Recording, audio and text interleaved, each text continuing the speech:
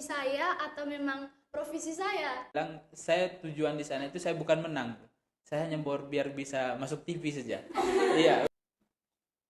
Halo teman-teman semua, selamat datang di podcast Talk and Grow. Hari ini kita akan membahas tema yang sangat menarik, yaitu dari MasterChef menjadi akademisi.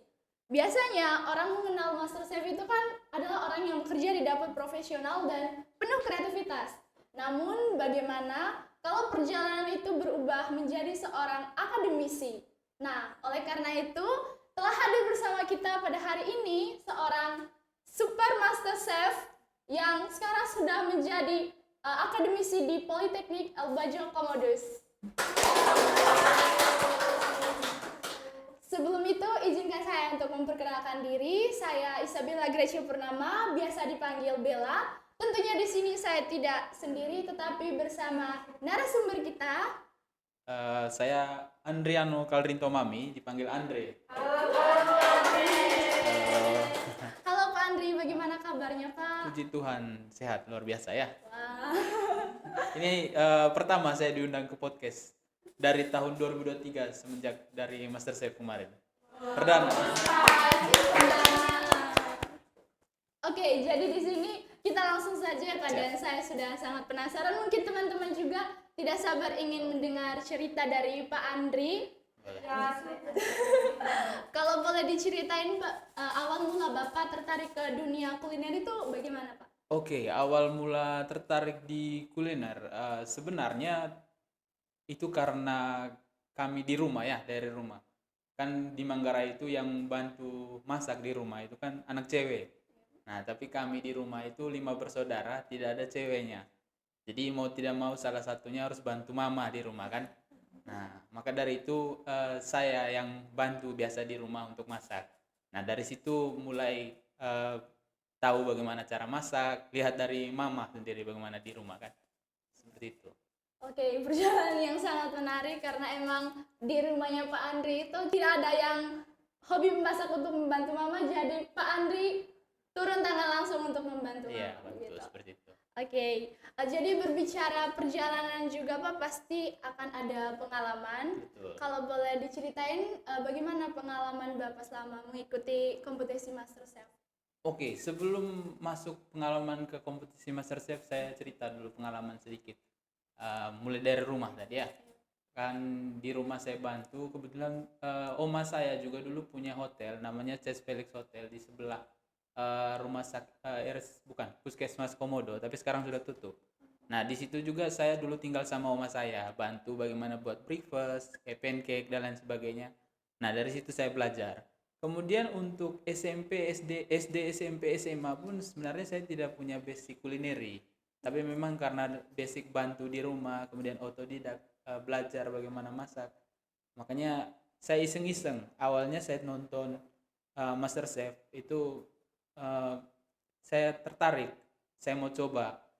Nah, waktu season 9 atau season 10 kalau tidak salah itu saya sempat upload, tapi waktu saya upload itu jaringan di NTT kalau tidak salah dulu itu putus kabelnya yang betul-betul sampai tidak ada sinyal sama sekali. Nah, makanya waktu season 11 kemarin ini saya coba lagi dan ternyata puji Tuhan lolos begitu. Pengalaman yang sangat menarik. Itulah mengapa ya teman-teman, kita itu tidak boleh menyerah dalam mencoba. Dan begini Pak, kalau kita berbicara pengalaman dan di balik itu kan ada kesuksesan. Jadi tentunya kami juga menyadari di balik kesuksesan itu pasti akan ada tantangan yang dihadapi. Kira-kira Betul. apa tantangan yang paling dirasakan oleh Pak Andri selama mengikuti kompetisi MasterChef, serta bagaimana cara mengatasinya Pak? Oke, tantangan ya. Jadi kalau untuk kompetisi MasterChef sebenarnya itu saya cerita dulu ada 3 tahap ya. Pertama itu tahap audisi online, di mana kita buat video masak buat video masak kemudian diupload di RCTI Plus biasanya. Nah, kemudian setelah lolos itu akan dihubungi, kemudian ada audisi di 5 kota. Nah, 5 kota besar itu kebetulan saya dulu di Bali. Nah, itu pun kita harus siap sendiri bahannya. Tantangannya di mana kita siap sendiri bahannya, peralatannya juga, dan juga waktunya. Nah, di sini kan saya betul-betul memang belum ada basic dulu kan, maksudnya sekolah pun saya tidak, bukan sekolah kuliner, saya hanya basic dari rumah, belajar di YouTube seperti apa gitu. Nah, kemudian dari 5 kota itu puji Tuhan saya masuk ke 40 besar. Nah, 40 besar itu nanti yang sama 3 juri di yang tayang di RCTI gitu. Nah, dari 3 juri itu 40 besar masuk ke 24 besar top top 24 MasterChef Indonesia season 11 gitu. Kalau untuk tantangannya sendiri, karena memang saya bukan anak kitchen ya, tiba-tiba masuk ke kompetisi yang betul-betul di sana tidak bisa belajar, di mana kita harus langsung tahu semua. Nah, masuk awal itu ada pantry dan utensil, di mana barang-barang di dalam kitchen itu ternyata pakai bahasa Inggris semua. Nah, di situ yang saya bingung. Saya waktu challenge pertama itu kan disuruh masak dengan karakter masing-masing kita. Nah, di situ saya mau cari kemiri saja karena pakai bahasa Inggris dulu saya tidak tahu. Makanya saya pusing, mana kemiri? Itu pun mereka taruhnya itu di tempat yang kecil-kecil dan banyak. Nah, itu yang buat pusing. Makanya kendalanya di situ di bahan, karena saya tidak tahu bahasa Inggrisnya bahan awalnya itu sama peralatan yang digunakan. Karena biasanya di rumah saya pakai ulekan. Coba nonton di episode pertama itu orang semua pakai blender, saya saja yang ngulek. Iya, itu dia. Kendalanya mungkin gitu ya. Oke, dari cerita Pak Andri ini memang sangat lucu dan menarik. Iya. Dimana kan yang seperti kita ketahui itu kita dulu kan sering pakai ulekan ya. Dan begitu juga dengan Pak Andri di kompetisi MasterChef nasional. Dan tentunya Pak, di balik skill yang kita punya, itu bukan hanya itu yang dilihat orang, tetapi mental kita juga, bagaimana kita menghadapi situasi yang ada kan Pak. Oke, jadi dari sini juga Pak, kira-kira bagaimana pandangan Bapak mengenai kuliner yang ada di Indonesia saat ini dibanding beberapa tahun yang lalu? Oke, pandangan saya terhadap kuliner ya. Kuliner itu kompleks, sulit untuk mendeskripsikannya. Karena apa? Di setiap, khususnya Indonesia ya. Indonesia ini terdiri dari beragam daerah.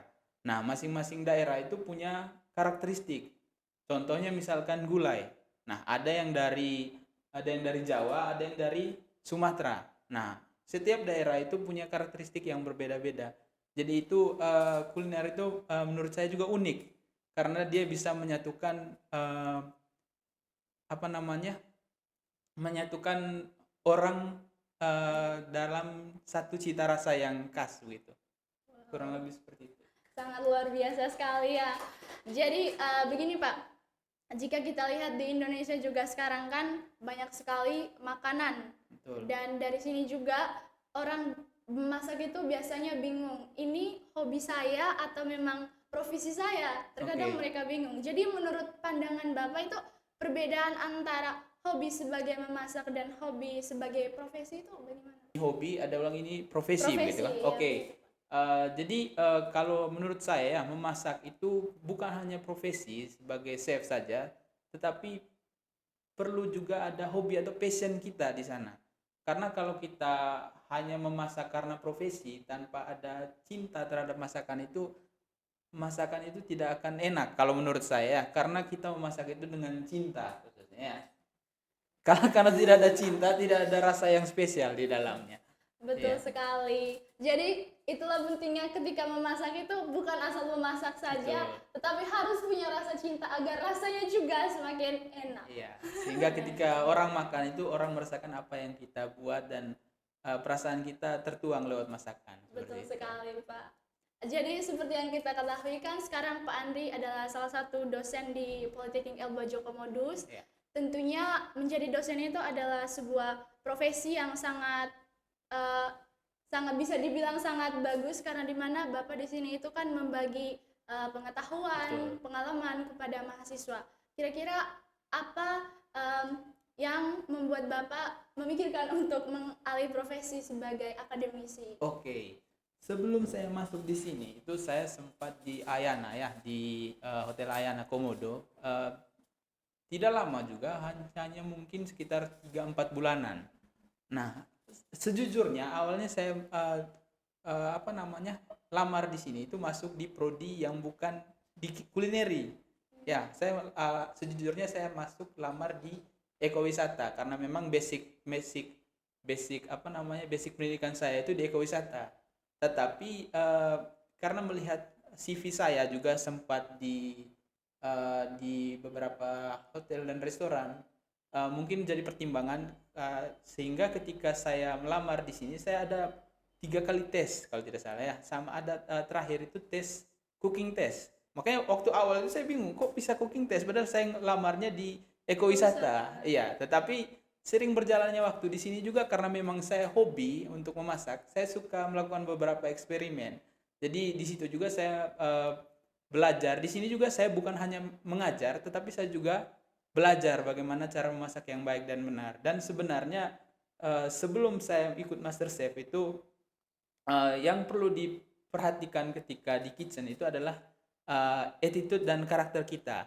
Nah, sebelum saya masuk kitchen, mungkin kakak bisa nonton nanti ya, menonton replay ulang bagaimana video saya. Mungkin di situ saya terkesan sombong, kemudian melawan chef dan lain sebagainya. Dan mungkin itu yang dikenal sampai sekarang, orang-orang kenal saya seperti itu ya. Itu karena memang saya belum terbentuk dari anak kitchen sebelumnya.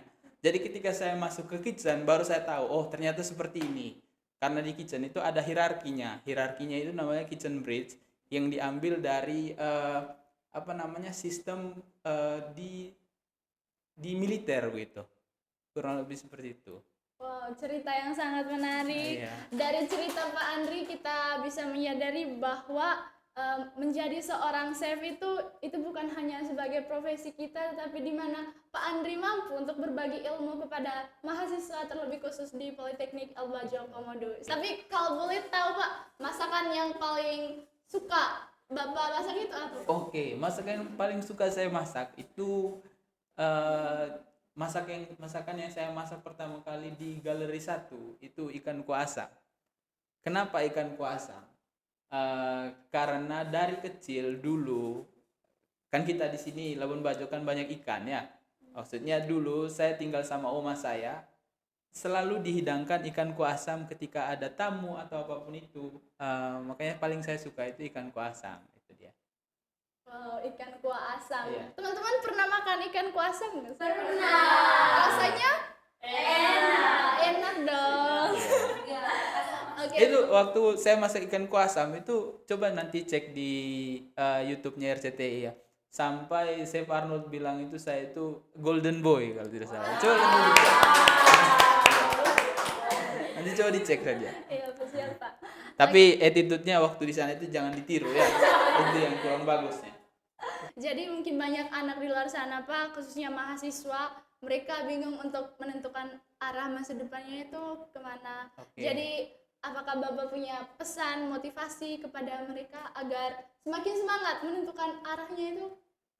Oke, untuk anak-anak khususnya mahasiswa ya. Iya, Mahasiswa. mahasiswa, anak muda. Oke, untuk teman-teman di luar sana khususnya anak muda, apapun profesimu yang paling utama sebenarnya adalah attitude atau karakter kita ya. Kalau misalkan skill itu bisa diasah, skill itu bisa dipelajari ketika di tempat kerja. Tetapi kalau misalkan kita punya attitude atau sikap kita tidak bisa mengimbangi dengan situasi atau keadaan di lapangan, itu maka tidak akan diterima di dunia ini ya khususnya ya. Jangan seperti saya waktu yang sebelum-sebelumnya itu memang betul-betul karena memang belum pernah masuk di dunia kitchen, jadi pokoknya jangan ikutlah yang seperti itu. Itu saja intinya.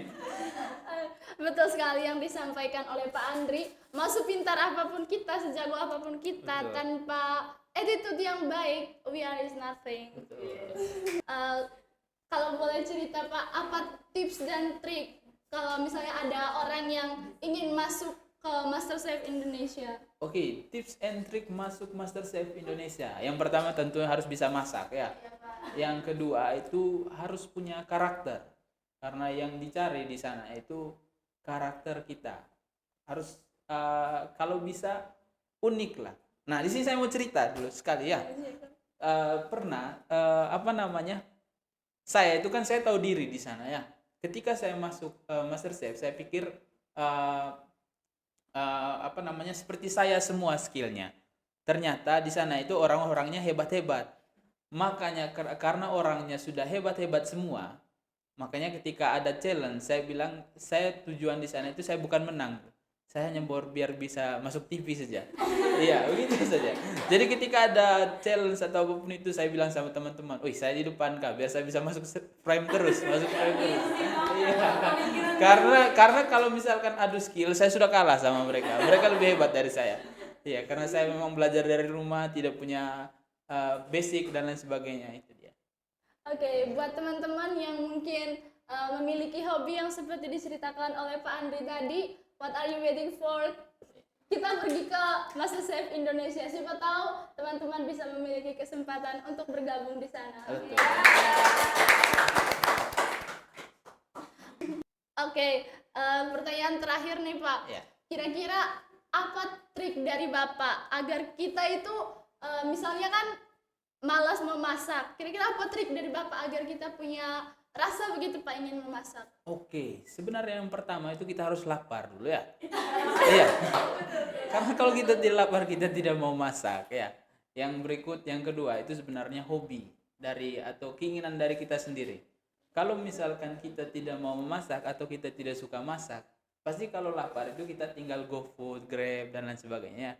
Itu sebenarnya kembali lagi ke hobi atau passion kita, apakah kita cinta memasak atau tidak ya. Karena kalau misalkan kita suka untuk memasak itu sebagai hobi, jadi ketika memasak juga nanti tidak akan merasa bosan. Saya juga begitu, saya sebenarnya suka memasak, tetapi yang tidak suka itu pada saat selesai memasak ya, karena kita harus cuci piring dulu kan ya, kalau tidak seperti itu repot ya, kurang lebih seperti itu. Oke Pak, sekali lagi saya mengucapkan terima kasih Oke. karena telah menjadi narasumber kami pada hari ini. Terima kasih juga. Terima kasih atas pengalamannya Pak, dan harapannya cerita dari Bapak ini bisa menjadi motivasi bagi kami semua, Siap, bagi para amin. penonton. Terima kasih sudah mengundang saya di podcast perdana ya, luar biasa.